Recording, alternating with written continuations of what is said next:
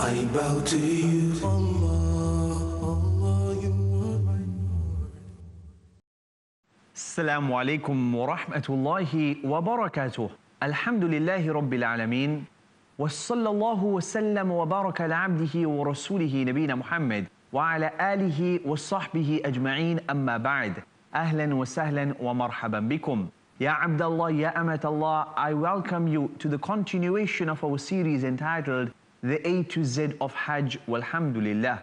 We are going through the matters, the manners, the etiquettes, the ahkam, the rulings pertaining to Hajj in the alphabetical order walhamdulillah. Ya Abdallah, Ya Amatallah, we know that this Hajj is a pillar of our religion for those who are able to perform it. If the individual has a lot of debt and the debt is due now, then they do not have to perform this Hajj because they are unable. But Ya Abdallah, Ya Amatallah, one should save up. One should have the intention, even if one passes away, but one had that intention of performing the Hajj, and Allah subhanahu wa ta'ala will reward you bi-idhnillahi ta'ala. Ya Abdallah, Ya Amatallah, Allah subhanahu wa ta'ala states in the noble Quran that Al-Hajju ashhurum ma'lumat. Hajj is performed during those known months. Allah subhanahu wa ta'ala also states, وَلِلَّهِ عَلَى النَّاسِ حِجُّ الْبَيْتِ مَنِ اسْتَطَاعَ إِلَيْهِ سَبِيلًا. Upon mankind, upon the people,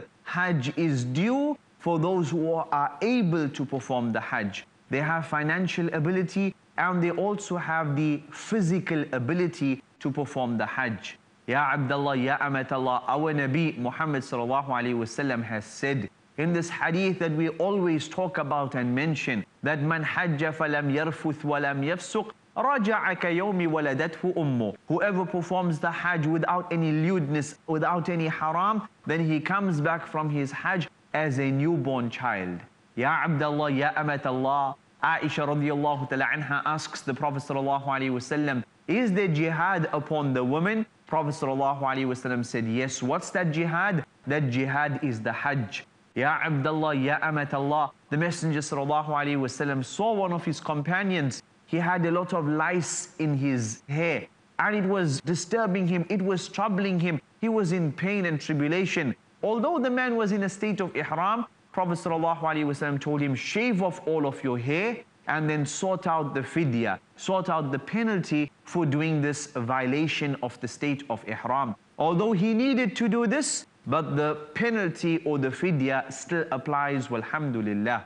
Ya Abdallah, Ya Amatallah, ulama, past and present, great imams, the anbiya, the Prophet sallallahu alaihi wasallam, the sahaba, they've all gone on this journey, and every single Muslim, he has in his heart that he also wants to go and perform this journey. May Allah subhanahu wa ta'ala grant us the ability and accept it from us, insha'Allah. Ameen. Ya Abdallah, Ya Amatallah, we've discussed A to M, walhamdulillah. Last in our discussion, we spoke about the matter of the mahram, that there is no Hajj for this female if she does not have a mahram. The Messenger sallallahu alaihi wasallam stressed the matter in numerous general ahadith and a specific hadith on the topic of Hajj. What was it? An individual companion gave his name to go out fighting jihad fi sabilillah, and his wife, she was going to perform the Hajj. Prophet sallallahu alaihi wasallam told the man, go and perform the Hajj with your wife. That's more important than you going out in jihad and fighting. Subhanallah. Ya Abdallah, Ya Amatallah, it shows us the importance of the matter of the mahram. And Ya Abdallah, Ya Amatallah, if one speaks to the Hajj guides, if one speaks to the Hajj agents, especially in these days of fitna and fasad, you've had many examples of fitna and fasad occurring when females have traveled without the mahram. And there is no obligation upon her. She should not worry, she should not be perturbed, she should not feel that she is a sinner if, for example, she does not perform the Hajj, even though she might be a millionaire, but the reason is that she does not have a mahram. Wallahu ta'ala a'lam, and that's the best option, insha'Allah. We move on from that point, brothers and sisters. M was for the matter of the mahram. Now we move on to the letter N, and N stands for nikah.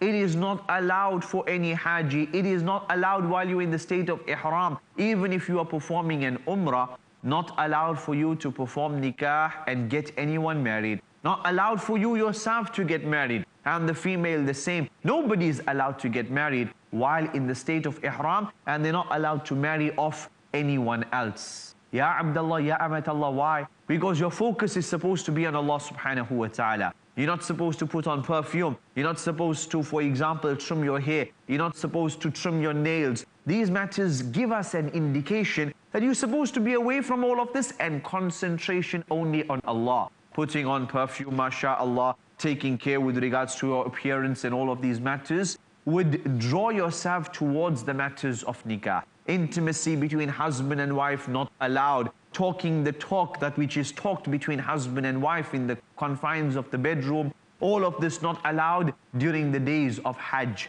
Why? Because your focus is on Allah subhanahu wa ta'ala. Ya Abdullah, Ya Amatallah, it's like your journey that you will take towards the hereafter. Ya Abdullah, Ya Amatallah, that when one is in the state of ihram, one stays away from all of this here.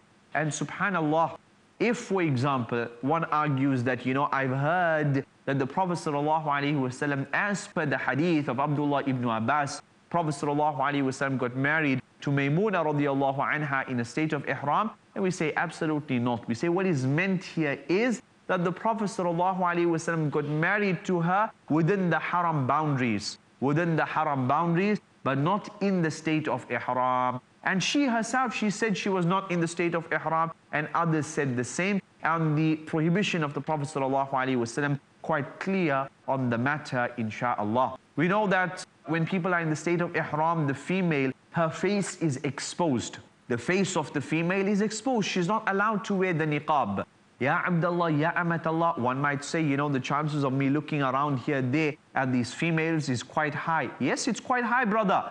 But your concentration is supposed to be on Allah subhanahu wa ta'ala. Lower your gaze, Ya Abdullah, Ya Amatallah. If during Hajj, if at Arafat, Mina, Muzdalifah, you cannot control yourself, then where else are you going to control yourself? If you cannot do it here, when you are closest to Allah, are you going to do it in your country? Are you going to do it in the streets of your city? Allahu musta'an. May Allah subhanahu wa ta'ala grant us tawfiq, and may Allah subhanahu wa ta'ala overlook our zallat and our mistakes. Ya Abdullah, Ya Amatallah, we move on to the letter O. And O is for what? O is for old age. And Ya Abdullah, Ya Amatallah, advice. Perform your Hajj while you are young. Perform your Hajj before you reach 60. For verily the Hajj, it requires energy. It requires an effort. And it's much easier if you are younger, insha'Allah. But if, for example, someone's old and they perform the Hajj, masha'Allah, tabarakallah, may Allah reward them for that. And what they're doing is correct, insha'Allah. If someone's very, very old, they are frail, but he might be a millionaire, she might be a millionaire, or they have enough to perform the Hajj. Hajj is an obligation upon them financially. But because they physically do not have the ability, they are allowed to send their deputy in place of themselves. They're allowed to send someone else who has already performed the Hajj on his own behalf. He can go and perform Hajj Badal for this individual who is ill and cannot perform the Hajj on their own. So this is to do with those who are ill, those who are frail. They might be young, but they're unable to perform the Hajj. The brother, he might be in the wheelchair. The brother might be paraplegic. The individual might have terminal illness and unable to perform the Hajj. He might be bedridden, may Allah save us. And he's only 20 years old. He can give the money to somebody who would perform the Hajj on his behalf. Condition is that the one who is performing the Hajj Badal meaning the substitute Hajj, I'm doing Hajj on behalf of another. The one who is doing the Hajj Badal, the condition is that he has had to perform the Hajj on his own behalf previously. Ya Abdullah, Ya Amatallah, that was with regards to old age. That was with regards to some of the ahkam related to Hajj Badal. Ya Abdullah, Ya Amatallah. The next letter is the letter P. And P is for what? P is for patience, subhanallah. P is for patience, and in the Arabic language, the matter of sabr. And so we ask you, insha'Allah, to observe a little bit of sabr while we take a short break. When we return, we will discuss the matter of patience and sabr. Assalamu alaikum wa rahmatullah.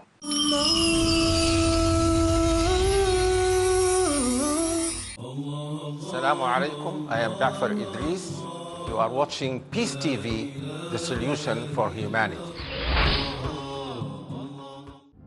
Where truth is hidden, misleading quotations create confusion. Where truth is hidden, lack of knowledge and wisdom cause upheaval and commotion. Where truth is hidden, manipulated scriptures and twisted facts emerge. This very hidden truth creates false propaganda, mayhem, chaos, disorder, and turmoil in our lives and the world order. But is there anyone with courage and wisdom? What is the truth, and who has the courage to expose it?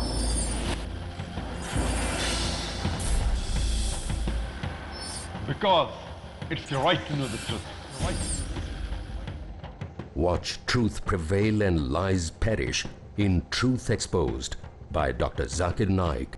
Tonight at 9 p.m. and repeat telecast at 7:30 a.m. Saudi Arabia on Peace TV.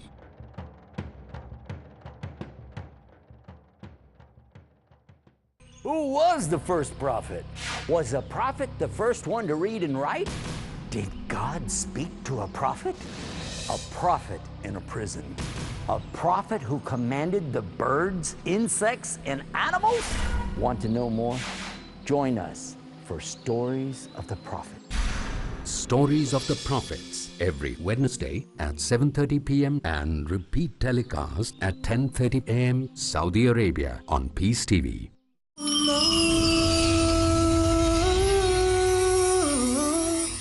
Assalamu alaikum wa rahmatullahi wa barakatuh.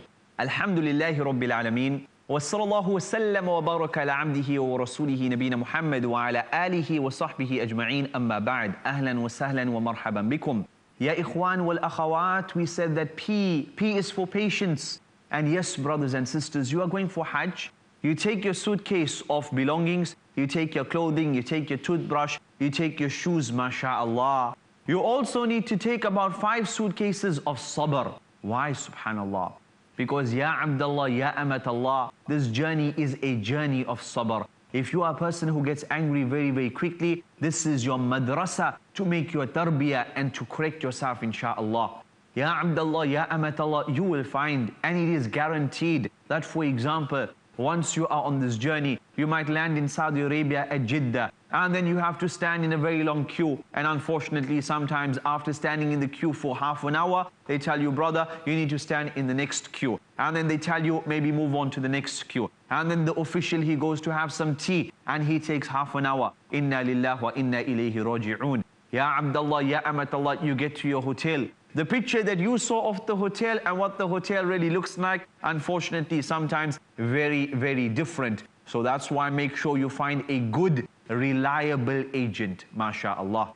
Ya Abdullah, ya Amatallah, sabr required. You may be sharing the bathroom with someone. You may be sharing the toilet with someone. It might be a case where there's 4 or 5 brothers in a room. Ya Abdullah, ya Amatallah, sabr required with regards to these matters. One brother says, Maulana said such and such. No, Sheikh said such and such. No, I read in a certain book. He's pulling out a book. This one pulling out a book. This one says no. This one says this. Ya Abdullah, ya Amatallah, sabr. Wa bashiris sabirin. And give glad tidings to those who observe sabr. Ya Abdullah, ya Amatallah. You are with the crowd, subhanallah, trying to make this tawaf around the Kaaba. Sometimes it would take an hour, 2 hours, sometimes even more than that, subhanallah. Ya Abdullah, ya Amatallah. If, for example, you have your parent with you, maybe they are old, maybe they are in the wheelchair. Sabr, sabr, and sabr. Remember, brothers and sisters, that's your parent, and taking them on this Hajj journey and making their khidmah is one of the best deeds that you could do, insha'Allah. You earn your paradise through that, bi'idhnillahi ta'ala. Ya Abdullah, ya Amatallah, you come to the pelting of the Jamarat, you see people doing crazy things, you see people pushing, etc. And you have that urge, you want to push the man back. Sabr, sabr. You see a brother cutting in front of you and he wants to head off towards the Jamarat. You see a brother cutting in front of you and he wants to go to the black stone. Ya Abdullah, ya Amatallah, you have the urge, you want to push him back because why he's done this to you? Like you do to me, I will do to you. Ya Abdullah, ya Amatallah, at that time, at that moment, remember, sabr, sabr. Allah subhanahu wa ta'ala is watching. You do not want to dampen your Hajj. You do not want to spoil your Hajj due to the ignorance of these people here. Ya Abdullah, Ya Amatallah, make sure that your Hajj is a golden Hajj. It's a perfect Hajj to the best of your ability, inshaAllah. So take your belongings, take your luggage, and take 5 bags, 5 suitcases of sabr, inshaAllah. We also discuss, when it comes to the letter P, the performance of the Hajj. The performance of the Hajj. What exactly do I do during these days of Hajj? So we remind ourselves, bi'idhnillahi ta'ala, on the 8th of Dhul Hijjah, the Haji, after performing his Salatul Fajr in Makkah al-Mukarramah, he heads towards Mina, performs Salatul Dhuhr, Salatul Asr, Salatul Maghrib, Salatul Isha, and Salatul Fajr of the next day in his camp in Mina. He prays each Salah in its own time. If he is a Musafir, he prays 2 rakahs for the 4 rakah prayers. And if he's not a Musafir, he performs full 4 rakahs of prayer. Ya Abdullah, Ya Amatallah. So you pray your Salah there in Mina. Dhuhr, Asr, Maghrib, Isha, and Fajr of the day of Arafat, all prayed in Mina. After Salatul Fajr, either by bus or walking, mashaAllah. And it is advisable that you walk some portion of the Hajj. Not because someone says that you get 70,000 times extra reward for doing the walking Hajj. No, not for that reason. But rather because at least you get a feeling of the Hajj. Otherwise, sometimes it's very, very mechanical. It's very, very like surgical. The brother jumps into the bus, he goes to Mina. Jumps into the bus, he goes to Arafat. Jumps into the bus, he goes to Muzdalifah. And mashallah, he's got special services tent where he's got buffet food, where he's got a beautiful air conditioner, where he's got nice sofas and carpets, mashallah. And then he lands back in his country and he says, what a journey, what a life-changing experience. Brother, what have you experienced? You were from luxury to luxury, from luxury to luxury. You did not even meet the Hujjaj. When some Hujjaj entered into your camp by mistake, you were very quick. Brothers, no, no, no, no, no. This is not for you people. This is only for South Africans. This is only for Australians. This is only for the Indians. Inna lillah wa inna ilayhi raji'un. Ya Abdullah, Ya Amatallah. Thus, it is advisable to walk some of your Hajj so that you meet the Hujjaj, so that you see the people. You see the people sleeping here and people sleeping there. So you meet and you mix with the people and you get the sense of that unity. You get the sense of that international conference of Muslims, inshaAllah.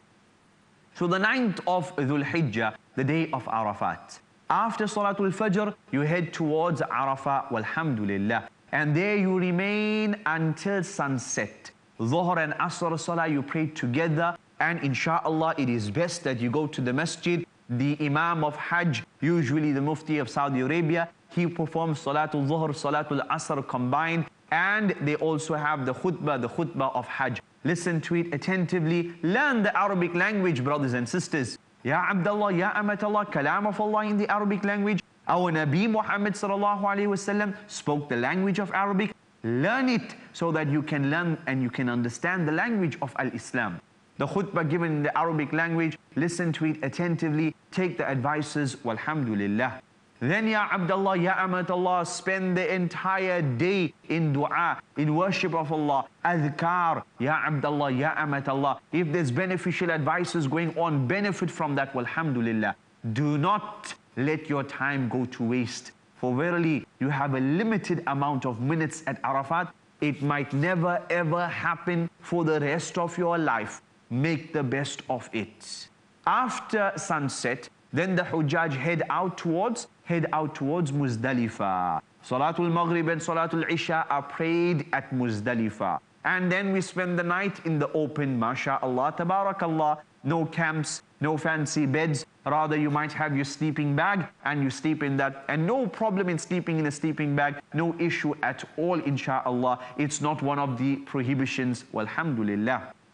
Ya Abdullah, Ya Amatallah, if you need to make use of a blanket, no problem at all. Sometimes Muzdalifah gets very, very cold. What is prohibited is that you wear clothing. As for a blanket, nobody wears a blanket. You make use of the blanket to keep yourself warm. That's fine, walhamdulillah. So the night is spent at Muzdalifah. The next day you pray Salatul Fajr nice and early, walhamdulillah. After that you stand and make dua to Allah subhanahu wa ta'ala. Then you head off towards Mina. This is now the 10th of Dhul Hijjah. When you arrive at Mina, you pelt what? You pelt the main jamarat. Then you do your slaughter and you shave your head. For the brothers and the sisters would cut off a little bit of their hair, 1 or 2 inches. Ya Abdullah, Ya Amatallah, once this is done, then this is your first exit from the state of ihram. You can now remove that 2 pieces of garment. You can put on normal clothes. You can have a bath and put on normal clothes. You can, for example, put on perfume. All of this is allowed.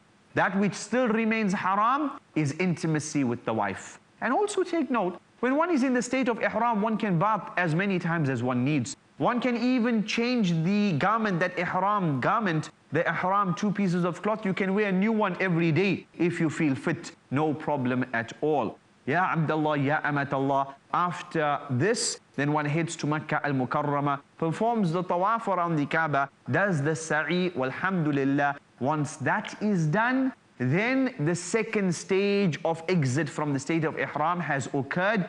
Now intimacy with the wife is also permissible. Walhamdulillah. Then you move on to Mina. You remain in Mina for the 11th and the 12th. You pelt the Jamarat on the 2 days after Zawal, according to majority of the scholars. Stick to the Sunnah of the Prophet ﷺ. It's better. And you can pelt in the evening. You can pelt at 1 o'clock in the morning. You can pelt at 3 o'clock in the morning. No problem at all, inshallah. Ample opportunity. So that's the 11th and the 12th. If you want to stay on the 13th, mashallah, tabarakallah, you pelt after Zawal and then you head off to wherever you need. You go to Mecca, maybe 3 days later, you are heading off to your country. You perform your tawaful wada', which we will discuss inshallah, and then you go, walhamdulillah. You ask Allah subhanahu wa ta'ala to return you to those blessed lands, bi'idhnillahi ta'ala.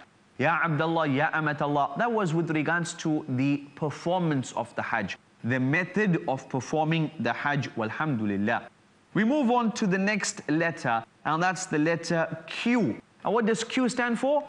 Q stands for quality. We want a Hajj which is good quality, not quantity. How many a brother, he says, MashaAllah, I've gone for 20 Hajj. MashaAllah, I've been going for Hajj from the year 1987. Subhanallah. Yes, MashaAllah, brother, many Hajj, but how many were accepted Hajj?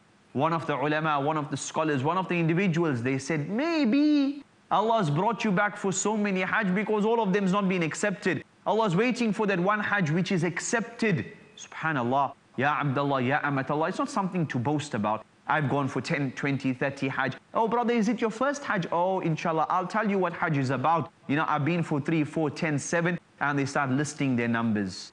Ya Ikhwan wal Akhawat, it's not a matter to brag about. Rather, it's the quality which is important. May Allah grant you a Hajj which is a quality Hajj, a maqbool Hajj, a mabrur Hajj, bi'idhnillahi ta'ala. With that, bi'idhnillahi ta'ala, we come to the end of this episode.